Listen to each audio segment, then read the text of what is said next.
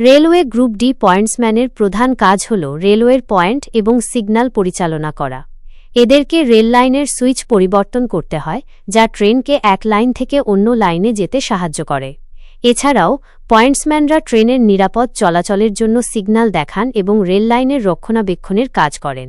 পয়েন্টসম্যানের কাজের দায়িত্বগুলি হল: ১. রেলওয়ের পয়েন্ট ও সিগন্যাল পরিচালনা করা। ২. ট্রেনের লাইন পরিবর্তন করতে সুইচ টিপে রাখা। ৩. ট্রেনের নিরাপদ চলাচলের জন্য সিগন্যাল দেখানো। ৪. রেল লাইনের রক্ষণাবেক্ষণ ও মেরামতের কাজ করা। ৫. স্টেশনের কাছাকাছি এলাকায় নজর রাখা। ৬. কোনো সমস্যা হলে ঊর্ধ্বতন কর্তৃপক্ষকে জানানো। পয়েন্টসম্যানের কাজ অত্যন্ত গুরুত্বপূর্ণ, কারণ তাদের ওপর যাত্রীদের নিরাপত্তা নির্ভর করে। তাদের সামান্য ভুলে বড় ধরনের দুর্ঘটনা ঘটতে পারে, তাই পয়েন্টসম্যানদের অত্যন্ত সতর্কতার সঙ্গে কাজ করতে হয়।